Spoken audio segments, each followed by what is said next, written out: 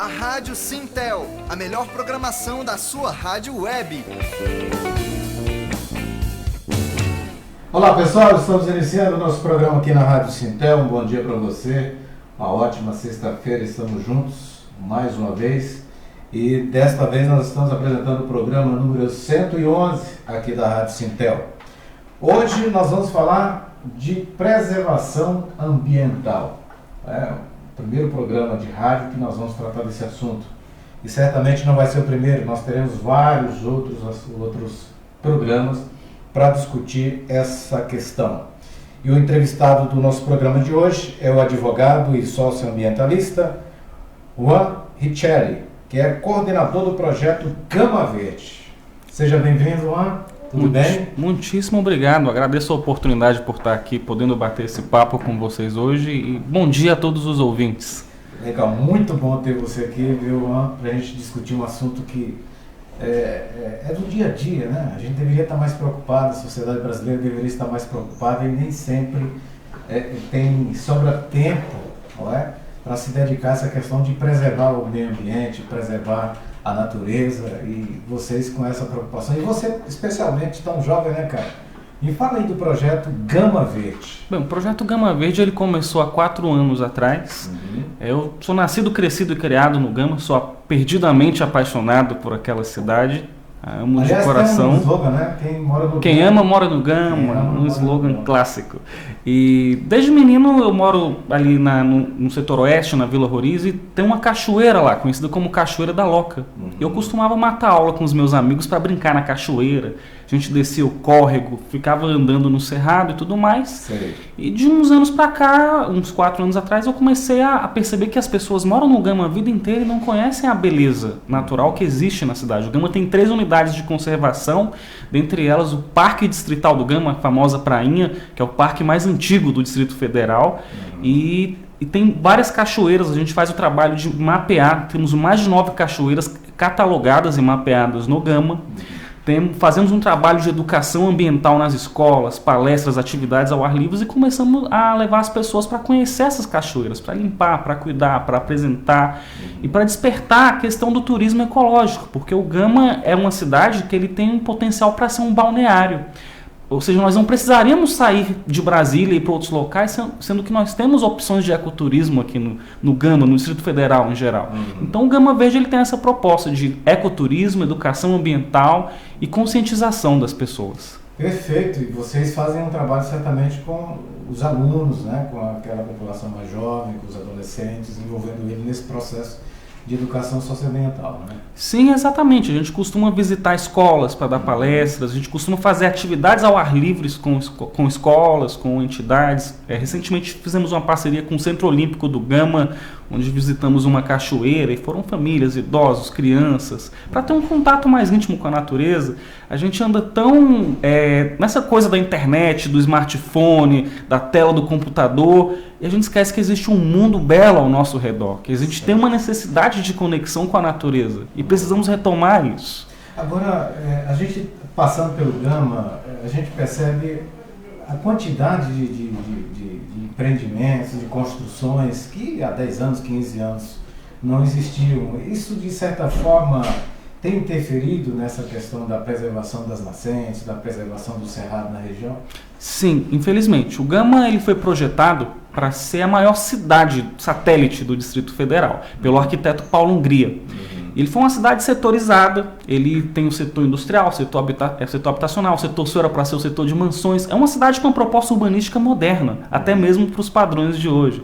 Só que infelizmente isso foi se perdendo ao longo do tempo, foi havendo um adensamento populacional desordenado e sem nenhum controle. E se vocês olharem no mapa hídrico do Distrito Federal, o Gama está entre 2 rios, que é o Ribeirão Alagado e o Ribeirão Ponte Alta. Eu costumo brincar que o Gama ele é a Mesopotâmia do Distrito Federal. E ele está numa região estratégica para a questão hídrica, porque o Gama está no contexto da bacia do Corumbá. Ele é uma das únicas cidades, o Gama e o Recanto, que tem nascentes que alimentam a bacia do Corumbá, que é uma água que será captada muito em breve para nós bebermos. Então, essa pressão, esse adensamento populacional nessas áreas de nascente, elas vão ter impacto direto na água que beberemos no futuro. Perfeito. Eu estou conversando aqui no programa com o Juan Richelli, que é socioambientalista, é advogado e também é coordenador do projeto Gama Verde. Você que está nos acompanhando aí, pode compartilhar o programa. Afinal de contas, nós estamos tratando de um assunto muito bacana, que é a preservação do meio ambiente, a preservação da natureza. O cerrado, né? Porque a sociedade, de uma forma geral, mesmo porque a mídia divulga muito isso, é voltado muito mais para a Amazônia. Preservar a Amazônia, né? Tem tal desmatamento na Amazônia.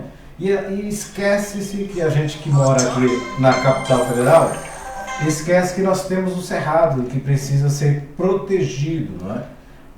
Qual é a avaliação que você faz desse desmatamento desordenado, desse crescimento do agronegócio aqui no Centro-Oeste, no Cerrado brasileiro? Então, o Brasil ele é um país de símbolos, né? Para dentro e para fora. Então a Amazônia, de certa forma, ela é um símbolo do Brasil, assim como o Rio de Janeiro, o samba e a bossa nova. Pelas minhas viagens, eu conversava com amigos de outros países sobre a questão ambiental e muitas pessoas achavam que no Brasil só tinha a Amazônia, que não tinha mais nada aqui, que a Amazônia predominava e que não tem mais nada além de Amazônia. Porque realmente a Amazônia é um bioma de importância mundial, continental, assim. Mas no Brasil nós temos outros biomas, temos o Cerrado, temos a Caatinga, temos a Mata Atlântica, temos o Pantanal, temos as matas de araucária, temos o Pampa. E o Cerrado ele é o bioma que ocupa 24% do território nacional. Ele perpassa por mais de 13 estados da federação. As principais bacias hidrográficas do Brasil nascem no Cerrado. E ele por que não se fala tanto do Cerrado? Por que na Constituição Federal, Cerrado não está lá entre os biomas protegidos constitucionalmente? Porque o Cerrado ele acabou virando a fronteira das commodities, por assim dizer. E 51% do Cerrado já foi destruído pelo agronegócio, que infelizmente a forma que foi estruturada no Brasil, por meio de latifúndios e condicionamento do solo, isso tem sido predatório e isso vai afetar a questão hídrica também, porque o cerrado ele tem uma questão muito íntima com a água. Às vezes você olha um arbusto no cerrado, você não imagina que a raiz dele é 20 vezes o tamanho daquela árvore que vai fundo no lençol freático. Então essa raiz ela bombeia água para a árvore e ao redor daquela raiz, daquelas árvores fica úmido. Isso tem todo um impacto no bioma, por assim dizer. Infelizmente o cerrado ele é invisibilizado, já foi 51% destruído. E a gente tem que falar mais do cerrado, temos que colocá-lo em evidência. Esse percentual também corresponde ao cerrado do Distrito Federal? Sim, porque quando Brasília foi construída, houve um impacto ambiental na construção de Brasília. Brasília foi construída para ter 500 mil pessoas. Perfeito. Quantas pessoas nós somos hoje? Somos 3 milhões e meio de pessoas, temos o entorno do Distrito Federal. Então nós temos aqui em Brasília hoje uma população maior que a população de alguns países soberanos no mundo. Temos uma população maior que o do Uruguai, que é o nosso vizinho aqui do sul. E obviamente isso gera um impacto ambiental, porque as pessoas elas têm demanda por moradia, você tem que construir. As pessoas têm uma demanda por água, então você tem que captar água. As pessoas têm uma demanda por comer, então você tem que plantar. Isso gera um impacto ambiental monstruoso. E se nós pararmos a pensar que o Distrito Federal, se você olhar no mapa das bacias hidrográficas do Brasil, 3 bacias hidrográficas fundamentais nascem aqui no Distrito Federal. A bacia do Rio Paraná, a bacia do Rio São Francisco e a bacia do Tocantins-Araguaia possuem nascentes aqui no Distrito Federal.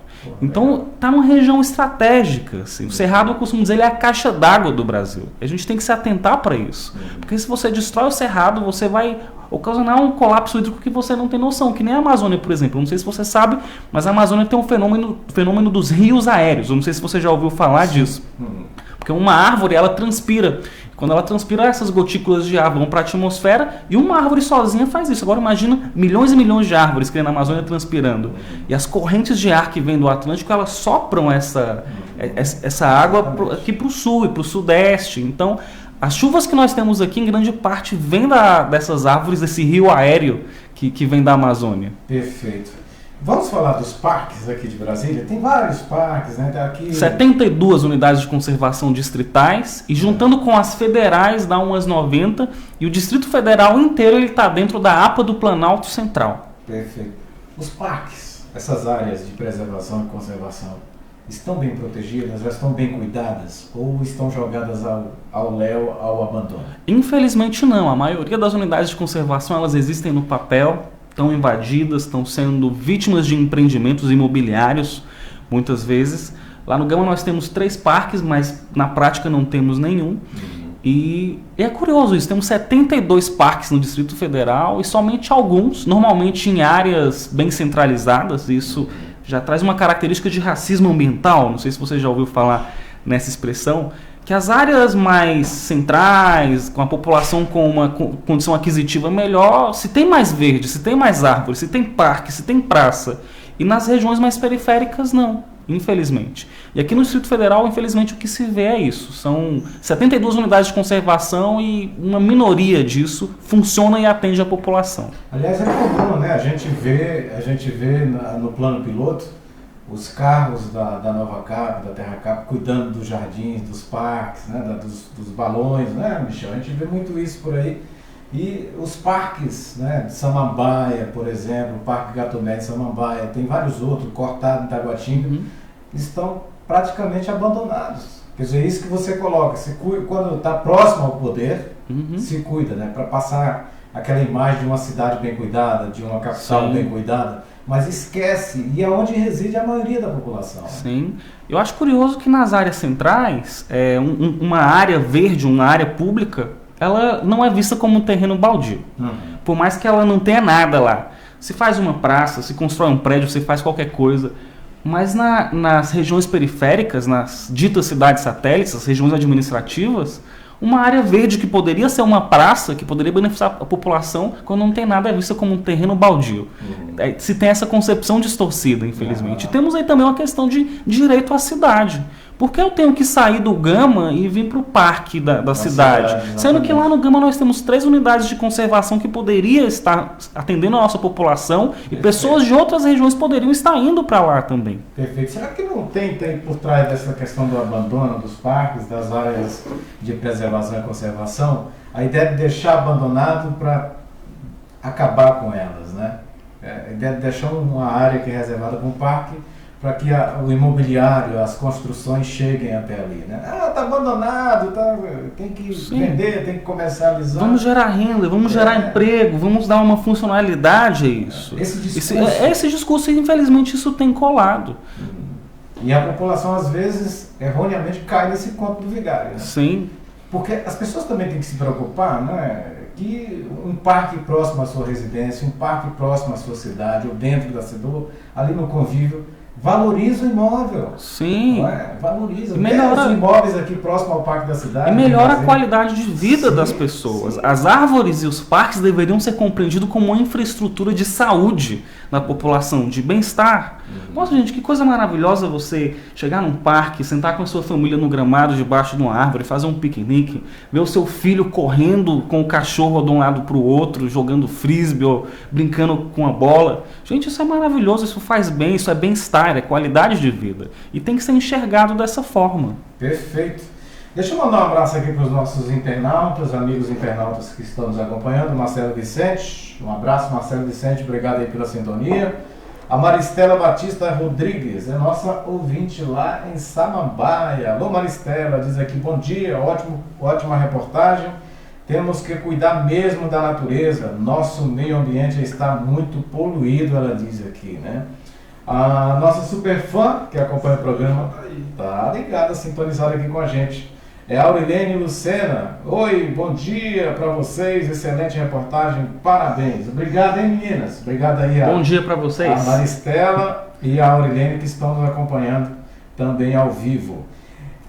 Bom, Brasília recentemente, não é, teve uma crise hídrica, teve racionamento de água, enfim. Como é que você avalia essa questão do racionamento e dos nossos reservatórios aqui em Brasília, Juan? Bem, como nós já falamos lá atrás, Brasília foi projetada para ter uma certa população, a população X. Hoje nós temos, 7 vezes mais do que foi projetado para ter. E a natureza, ela nos oferece, eu não gosto de usar o termo recursos naturais porque dá a ideia de extrativismo, de extração. Eu gosto de usar o termo bens comuns. Certo. A natureza nos agracia com bens comuns, um deles a água, porque a água não é só nossa, a água é do planeta, é de todos os seres vivos, e quando se construiu Brasília, se planejou com uma certa quantidade de pessoas e hoje temos 7 vezes mais, houve um crescimento desordenado. E sofremos uma crise hídrica no passado. muito em relação à questão da seca também, a gente tem que entender que o clima está mudando, que por mais que o ministro do Meio Ambiente seja um negacionista climático e não reconheça que há um aquecimento global, é que isso afeta o metabolismo do planeta e consequentemente, as nossas vidas, isso ocorre. Então, houve menos chuva e a gente tem que questionar por que houve menos chuva aqui na nossa região. E eu acho curioso que a Amazônia ela tem uma relação aérea com a água, que não mencionei agora há pouco dos rios aéreos.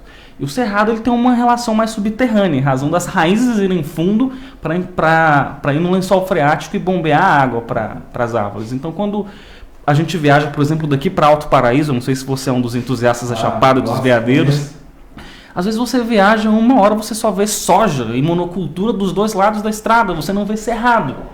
E a gente não se pergunta qual o impacto ambiental disso, de que forma isso impacta. Então, a crise hídrica ela está muito relacionada à destruição do cerrado, a gente está afetando o metabolismo da natureza, a forma que ela funciona e nos atende, a uma demanda maior por água e por consumo de água, e a não ter se pensado em outras fontes de captação. Eu também sou funcionário da CAESB, eu trabalho na ETGama, muito orgulho da CAESB, empresa pública, uma das mais eficientes do Brasil. E qual foi a última obra de grande captação que nós fizemos antes dessa crise hídrica? Alguém lembra qual foi a última? Fez-se Corumbá lá atrás, mas agora que está se pensando em captar água de Corumbá 4. Só que a população vai continuar crescendo e a demanda por água vai continuar aumentando. Então, a gente corre o risco de em algum outro momento ter outra crise hídrica, porque a gente está alterando o funcionamento do planeta e a população está crescendo, a demanda por água vai crescer e a natureza não está conseguindo repor na mesma proporção. Perfeito. Tem o Pablo, está mandando um abraço aqui para você. O Pablo Ávila. Isso, mandando um abraço para você. Abraço, Flávio. Obrigadão. Seja bem-vindo aí à nossa Rádio Sintel. Agora, você tocou numa questão política e eu quero ampliar fazer essa pergunta um pouco mais ampla, né? Brasília e o Brasil, recentemente, desde janeiro, tem um novo governo, que é o governo Bolsonaro. Como é que você avalia as ações do governo, a preocupação deste governo com a preservação da natureza, com a preservação do meio ambiente, com a preservação da floresta amazônica? Qual é a avaliação que você faz? A avaliação é que não há preocupação, não há. Infelizmente, o que a gente está vendo nesse governo, ele não queria nem que tivesse Ministério do Meio Ambiente. Houve uma certa pressão e manteve-se. Só que se colocou o Ricardo Salles, que é indiciado por crime ambiental lá em São Paulo, e ele tem feito um desmonte completo da política ambiental. Teve uma reunião recente de vários ministros do meio ambiente de vários governos que se reuniram para criticar essa política ambiental desastrosa que tem sido feita. Tem se ouvido um desmantelamento do ICMBio, do IBAMA, já estão querendo atacar as unidades de conservação federal e tudo em prol de uma agenda econômica de certos grupos de interesse. Por exemplo, a gente tem visto o desmatamento recorde na Amazônia em mais de 90% comparado com o mesmo período do ano passado, e o presidente nega. Teve essa confusão recente dele com o presidente do INPE, falando que os dados são manipulados ou superestimados, sendo que os dados são feitos por satélites de outros países, inclusive, e ele se nega a reconhecer, se nega tudo, se nega que há aquecimento global, se nega que há um desmatamento, aumento do desmatamento na Amazônia nesses primeiros meses de governo, se promove um desmantelamento. E ele deixou isso claro na campanha em diversos momentos, que a agenda ambiental seria atacada. E, infelizmente, tudo que foi construído, apesar dos erros e acertos, está sendo completamente demolido nesse governo, está sendo colocado abaixo. O ministro do Meio Ambiente, por exemplo, ele avisa quando vai ter fiscalização. Ah, é? Sim. Como é que pode? Você vai fiscalizar o lugar para prender quem está desmatando, para punir quem está cometendo um crime ambiental, e você avisa para as pessoas o dia, a hora e o local que você vai estar lá. Então nós temos um antiministro do meio ambiente, infelizmente. Estou conversando aqui com o Ramuchelli, que é coordenador do projeto Gama Verde, é ambientalista, também é advogado, não é? E está batendo um papo com a gente aqui em relação a essas questões voltadas à preservação ambiental. Bom, vocês vão ter um encontro nacional de ecossocialistas, não é? No Gama, para discutir essa questão ambiental. Esse encontro começa amanhã e vai até domingo. Qual é a discussão? O que vocês vão abordar nesse encontro? Bem, é o 4º Encontro Nacional Ecossocialista do PSOL. E muitas pessoas se perguntam, nossa, mas o que é o ecossocialismo? Tal? Que palavra é essa? O que esse eco traz de diferente, contribui para esse pensamento? E o ecossocialismo, ele é, de certa forma, uma reflexão à história da esquerda em geral e uma autocrítica também, para a gente refletir que os modelos do passado, com seus erros e acertos, eles ignoraram a questão ambiental, infelizmente. Continuaram mantendo a lógica de enxergar a natureza como insumo, simplesmente como fonte de renda e riqueza, e não como fonte de vida que ela é. E com uma lógica antropocêntrica também. O ecossocialismo, ele traz um paradigma ecocêntrico. A gente não tira o ser humano do centro, a gente traz outras coisas para o centro. Nós somos uma espécie, o Homo sapiens, mas além de nós existem 8 milhões de espécies no planeta, existem biomas, existem outros seres vivos. E a gente tem que colocar esses seres vivos no centro do debate porque eles compartilham esse planeta conosco. Se você para pensar que a Terra tem 4,6 bilhões de anos, que é uma escala de tempo inimaginável para a gente que vive 80, na melhor das hipóteses, mas se a gente reduzir para 46 anos a idade da Terra e parar para pensar que nessa escala micro de 46 anos, a humanidade chegou aqui a 4 minutos. Em 1 minuto a gente já devastou metade das florestas do planeta. E o ecossocialismo ele faz esse importante debate. Então a gente vai debater, por exemplo, a conjuntura ambiental do governo Bolsonaro e os desmontes que têm sido feitos. Vamos ter mesa para debater ecofeminismo, para debater a questão indígena, quilombola e dos povos tradicionais e o bem viver, que é um movimento interessante dos povos do Sul. E vamos traçar diretrizes políticas para ver como nós vamos resistir a esse desmonte, que reação nós vamos ter politicamente. E vem representações de todos os estados, né? Não vem pessoas de todos, não. Infelizmente nós não conseguimos ter representantes de todos os estados, mas no próximo encontro, se Gaia, que é a mãe natureza, quiser, teremos, mas seremos representantes de 19 estados, de todas as regiões do Brasil. Já estão chegando desde ontem ao Gama e fizemos no Gama esse encontro para quebrar essa lógica de que os grandes acontecimentos têm que acontecer nos centros da cidade. Porque no centro de Brasília, as pessoas que moram aqui no plano piloto, elas reclamam de ir para o Gama, para Braslândia, para Planaltina, para São Sebastião, e como se fosse o fim do mundo. E elas esquecem que as pessoas que moram nesses locais, elas vêm para o plano piloto todos os dias para trabalhar e estudar e não morrem por isso. Então, uma vez na vida, se deslocar do plano até o Gama para um evento de importância nacional não vai matar ninguém, muito pelo contrário, vai trazer muito aprendizado e quebrar essa lógica de que as coisas têm que acontecer no centro, porque as pessoas que moram nesses locais periféricos, a periferia é o centro dessas pessoas. Oh, legal. Então vai ser onde o encontro? Vai ser no Espaço de Ideias, lá no setor norte, próximo ao estádio Bezerrão. Quem quiser ir de ônibus pode descer na primeira parada depois do Fórum do Gama, em frente ao estádio Bezerrão, já encontra lá o local. Quem for de carro, a gente pede para estacionar no estacionamento do estádio Bezerrão, que é 200 metros de distância do local. Tem mais de não sei quantas mil vagas lá, então tem vaga de carro para todo mundo. E vai ser um encontro maravilhoso, a gente está muito esperançoso com isso tudo. Para participar do encontro é só chegar e se inscrever. Só chegar, se inscrever e participar dos debates. Quem são os convidados? Vocês convidaram outros especialistas? Nós convidamos movimentos sociais aqui de Brasília, como por exemplo a Banquinha pela Democracia, que faz um trabalho maravilhoso na rodoviária de conscientização política. As comunidades agroecológicas pelo bem viver, que estão quebrando essa lógica de produção do agronegócio e conectando as pessoas à produção no campo. O Fórum Alternativo Mundial da Água, que a gente falou de água aqui, que ocorreu aqui ano passado, que veio pessoas do mundo inteiro, que foi um contraponto ao Fórum Mundial da Água, trazendo a perspectiva de que a água ela é um direito de todo ser vivo, que ela não pode ser tratada simplesmente como uma mercadoria, como muitos querem tratar. E viram pessoas do Brasil inteiro, assim, em geral. Trazendo experiências. O pessoal do Acre está por aí? Vai ter gente do Acre no nosso encontro. Eu estou lembrando do Acre aqui porque me lembra muito a figura do Chico Mendes, né? Sim. Foi um lutador nos anos 80. Aliás, eu tive o privilégio de conhecer o Chico e acompanhei de perto, né, a sua trajetória. Chico Mendes, que lutou lá contra o desmatamento da Amazônia, contra as derrubadas das castanheiras, ele criava aqueles movimentos de peitar os caras que iam lá derrubar a floresta.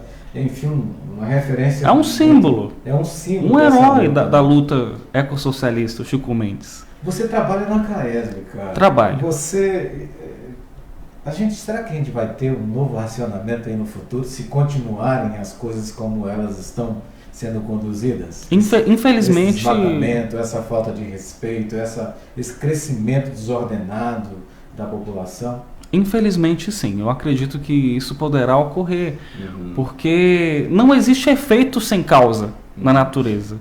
Então a gente superamos a crise hídrica, os reservatórios estão cheios, mas as causas que originaram a crise hídrica do ano passado ainda estão presentes. Elas não foram neutralizadas ou mitigadas de alguma forma. Só choveu muito, né? Só choveu muito, mas e se ano que vem não chover?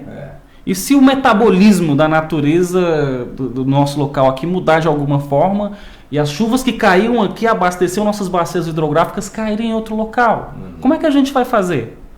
Então a gente fica contando com a sorte, com a bondade da natureza, com a alha, com a coisa aleatória, assim.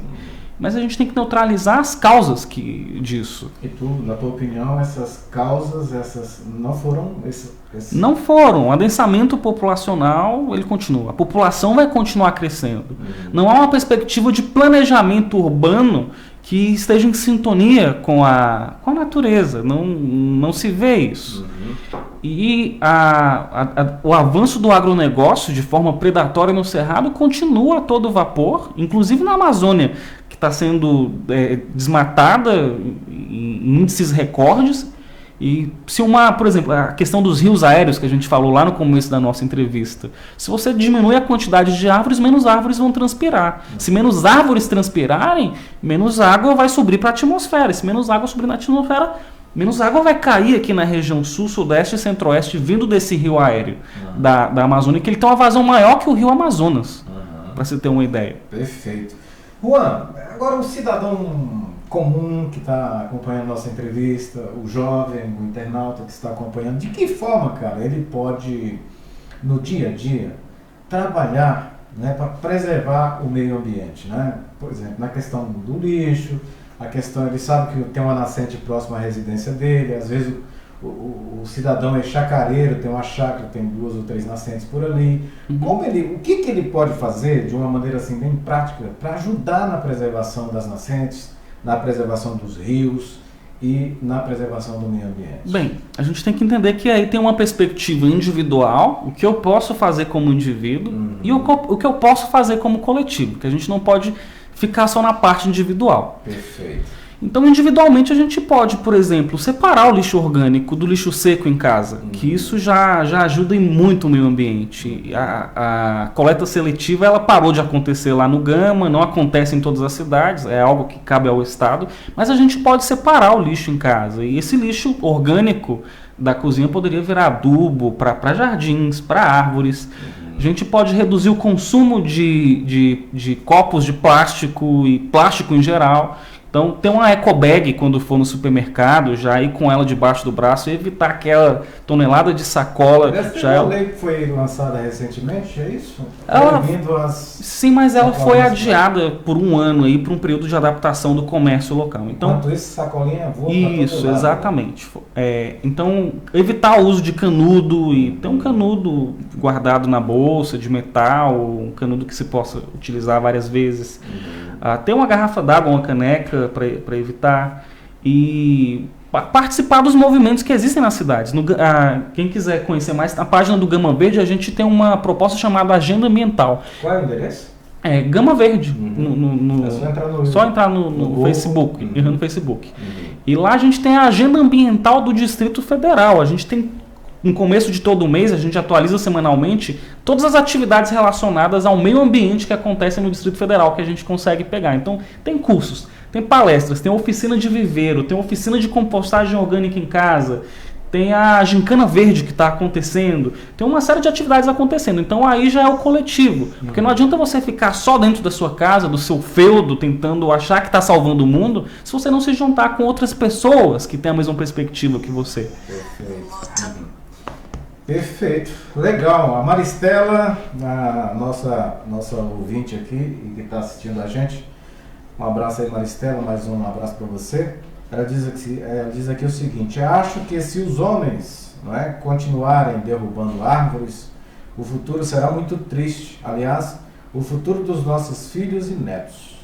Vamos plantar árvores e o planeta está precisando. É o comentário também. da Maristela. E outro fator que a gente fala muito em deixar um planeta melhor para os nossos filhos. Eu sou pai, tenho 2 filhos. Cara, tu já tem 2 filhos? Já tenho 2. O Vinícius, 3 anos, e o Teodoro vai nascer em outubro agora. Só falta então escrever o livro, né? O livro está pronto, só falta alguém para publicar. Se alguém estiver assistindo aí e quiser publicar o meu livro, eu tenho um livro de crônicas e um de poesias. Que legal. Mas a gente fala em deixar o mundo melhor para os nossos filhos, é válido. Só que a gente tem que pensar em deixar filhos melhores para o nosso mundo também.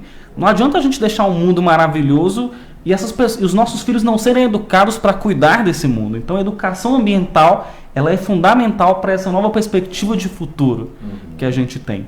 Mudar o comportamento, né? Mudar o comportamento e o sistema também, porque o sistema capitalista, ele é predatório com a natureza. Ele enxerga a natureza, tem uma lógica de crescimento econômico infinito, que o PIB tem que subir todos os anos, a riqueza tem que ser gerada, mas qual o limite disso? Ignorando os limites naturais do planeta, que a natureza tem limites. E utilizando a natureza como fonte de renda e de riqueza e não como fonte de vida. Então, a gente tem que mudar a consciência das pessoas e mudar o sistema também. Porque não adianta continuar enxergando a natureza da forma que ela tem sido enxergada.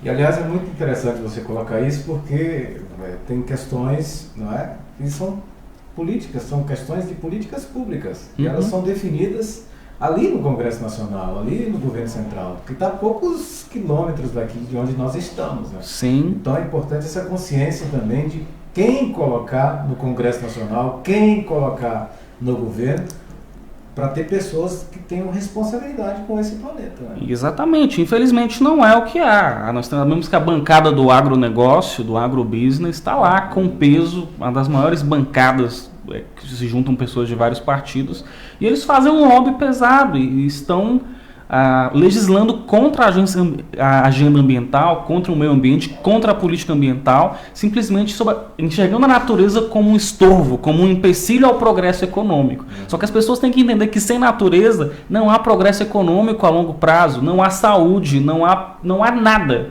simplesmente, se não houver natureza. A gente tem que entender que até esse momento nós só temos esse planeta no universo. E que se nós destruirmos isso daqui, a vida acaba. A natureza é estruturante de tudo. E infelizmente no Congresso Nacional nós temos uma bancada comprometida com a destruição do meio ambiente em nome de uma perspectiva econômica predatória. Em nome do mercado. Em nome do mercado. O Davidson diz aqui parabéns, Sintel DF, antenado aí não só com as questões trabalhistas, mas também abordando a importância da consciência ecológica. Aí, Davidson, um grande abraço, obrigado aí pelo comentário. Ô Rona, sim. Lembrando, reforçando aqui que amanhã então começa o encontro. Isso. Né? Que é a partir das 8 horas da manhã. A partir das 8 horas da manhã vamos começar o café da manhã solidário e a partir das 10 vamos começar as saudações dos movimentos sociais e parlamentares. E ao longo do dia teremos as mesas e os debates. Vocês vão ter uma carta do Gama, não é isso? O resultado desse seminário vai ser uma carta... Vai ser a carta do Gama. O pessoal, por que não carta de Brasília? Não, é carta do Gama. O encontro vai acontecer no Gama. O Gama tem uma luta ambiental lá, tem uma potencial para o ecoturismo. E vai ser a carta do Gama. E a carta do Gama ela vai trazer os princípios e as diretrizes da política e da resistência a esse desmonte, da política ambiental do Brasil. E aí vocês pretendem mandar... Vamos publicizá-la, claro. Mandar para o Congresso, está precisando de uma carta dessa para poder acordar, né? Aliás, quem mantém, quem alimenta as famílias brasileiras é os pequenos agricultores, né, cara? Exatamente. São aqueles que estão aí produzindo, às vezes nem tem condições. É a agricultura familiar que mantém esse país. O negócio é exportação, né? Exportação, justamente. Soja, carne. E a gente tem que lembrar que a gente fala em consumo de água, né? A gente falou de crise hídrica, eu esqueci de mencionar isso daqui. Tem uma coisa chamada pegada hídrica, que a gente acha que o consumo de água é só quando a gente bebe, toma banho e faz comida. Só que não, a nossa roupa, a água é utilizada para produzir, os móveis, tudo se utiliza, a nossa casa que a gente vive se utiliza água. As exportações do agronegócio, as commodities, elas levam água, porque se gastou água para produzir soja, se gastou água para produzir, para matar a sede do boi e produzir a carne. E isso é exportado, então a gente exporta água junto com as commodities, não é só a commodity em si. E quando tem um cenário de crise hídrica, por exemplo, infelizmente a grande mídia coloca a população como vilão. O culpado é você, que tomou um banho de 10 minutos, que deixou a torneira aberta escovando o dente. Não, a gente tem que ter um uso racional da água, não é para desperdiçar também. Mas a população ela consome apenas 10% da água. O restante é tudo consumido na indústria e no agronegócio. 10%. A população urbana e rural, juntando o consumo delas, é 10%. Aí quando tem um cenário de crise hídrica, colocam a culpa na população. Exatamente. A culpa é da pessoa que tomou banho 10 minutos. E a população, por falta de informação, acaba aceitando. Você fica se sentindo culpado. Você está lá tomando banho, lá, você, gente do céu, eu estou consumindo a água do planeta tal. E não é assim, gente. Olha, temos que economizar água, sempre água, ela vale mais do que ouro. Entenderemos isso em algum momento. Tem até um ditado que fala que tomar água nos dá vida, mas tomar consciência nos dará água. Sabe? E é isso que está faltando. Legal, legal. Vou aproveitar aqui o comentário do Davidson e dizer o seguinte, na tua opinião, Juan, qual é o papel dos sindicatos? Porque os sindicatos, eles existem para discutir questões trabalhistas, né? Lutar por melhores salários, melhores condições de trabalho, mas nessa questão da responsabilidade social como um todo, né? Voltando aqui especificamente na questão ambiental. O sindicato não está desassociado, afinal de contas, de forma alguma. O trabalhador é um cidadão, que está na empresa, mas é morador do Gama, é morador de Samambaia, não é? Existe uma vertente do sindicalismo que eu já fui diretor do Sindago também. Pô, legal, eu tenho muito orgulho do Sindago, um dos sindicatos mais aguerridos do Distrito Federal. Tenho orgulho da diretoria e da luta que ele trava. Luta muito dura e que tem impedido ao longo dos anos a privatização da CAESB. Né? Porque a SEB está aí na linha de tiro, né? Existe uma vertente do sindicalismo conhecida como ecossindicalismo, que entende que os sindicatos como instrumento de luta da classe trabalhadora, que infelizmente têm sido atacados e enfraquecidos ao longo dos anos desde o governo Temer e radicalmente no governo Bolsonaro. Se dependesse dele, sindicato nem existiria. Nós temos que entender que o trabalhador ele precisa do sindicato, que o trabalhador ele só tem a força de trabalho dele enquanto o patrão tem os meios de produção, e que ele está numa situação fragilizada e que sozinho ele não é nada diante do poder descomunal do patrão e da empresa. E os sindicatos eles possuem esse papel. Mas voltando ao ecossindicalismo, essa vertente do sindicalismo ela diz que não basta apenas lutar por melhorias salariais e tudo mais, e a gente ignorar a questão do planeta em si, que o meio ambiente tem que ser colocado nessas questões de sindicato. Eu lembro que uma vez a gente estava numa greve, eu era coordenador de piquete lá na Etigama, eu estava tendo um debate. Cara, você é ativíssimo no movimento sindical. Eu estava coordenando o piquete, aí teve esse debate lá com a colega lá, e ela falou, mas e se para ganhar a greve a gente precisasse jogar esgoto no rio, você faria? Eu falei, não, cara, eu sinto muito, existe um limite para tudo nessa vida, sabe? Uma colega comentando assim.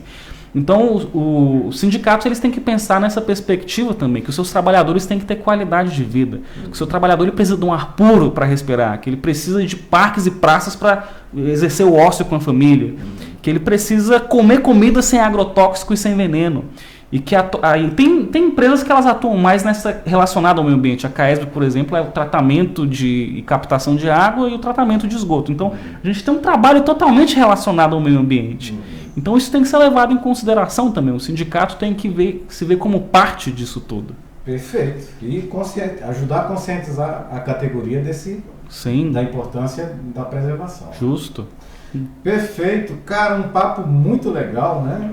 Mais alguma coisa que você gostaria de passar para os nossos internautas em relação ao nosso bate-papo, Juan?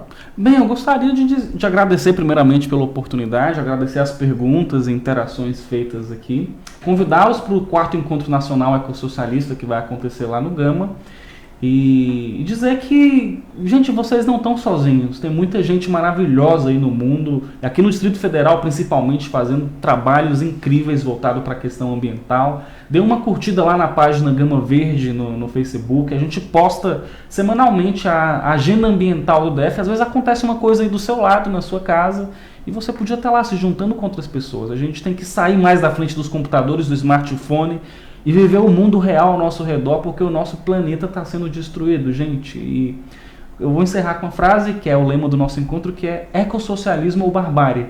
Muito obrigado. Tá certo. Ô, Juan, nós costumamos presentear os nossos convidados com a canequinha. Ele ficou encantado com a caneca aqui do Sintel. Maravilha. Tem muita gente que pergunta aí, Divaldo, o que tem naquela caneca lá? Não é água, gente. É o uísque. É a água do Cerrado que a gente toma aqui. Então, parabéns a você, cara, pela tua juventude, teu gás, né, a tua garra de lutar pela preservação ambiental. O Sintel DF está à tua disposição, à disposição do projeto Gama Verde. Parabéns, e que esse encontro, o 4º encontro nacional que acontece a partir de amanhã, seja um sucesso, que realmente a repercussão de todo esses 2 dias de debate consiga chegar aos ouvidos daqueles que insistem em degradar, em destruir a natureza e o meio ambiente. Muitíssimo obrigado. Essa caneca, quando você tomar uma água lá, lembra da gente. Agradeço. E vamos marcar um novo encontro aqui, tá bom? Vamos sim, muito obrigado. Beleza. Eu conversei aqui no programa, aqui na Rádio Sintel hoje, com o Juan Michelli, ele que é coordenador do projeto Gama Verde. O cara é advogado e socioambientalista, então conhece como ninguém e além disso trabalha na empresa de água, na CAESB, aqui no Distrito Federal. Em outros estados são outros nomes, né? No Maranhão, por exemplo, é CAEMA, aqui é CAESB, né? Então um cara que está antenado essas questões ambientais e que certamente nós o convidaremos para vir novamente aqui. Um abraço e até a próxima. Você, amigo internauta, muitíssimo obrigado. Os trabalhos técnicos do nosso programa, do Michel Glauber. Um abraço, Michel. Está ali atrás da câmera. A produção e apresentação desse amigo de vocês é Edivaldo Ferreira. A direção da Rádio Sintel, é do Brígido Ramos. Um grande abraço a todos, muito obrigado. A vocês um bom encontro. Agradeço. Um encontro produtivo com novidades pra gente. Tchau, pessoal. Um abraço.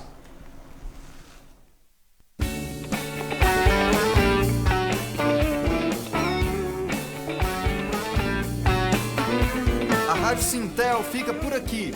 Aguardamos você na nossa próxima programação.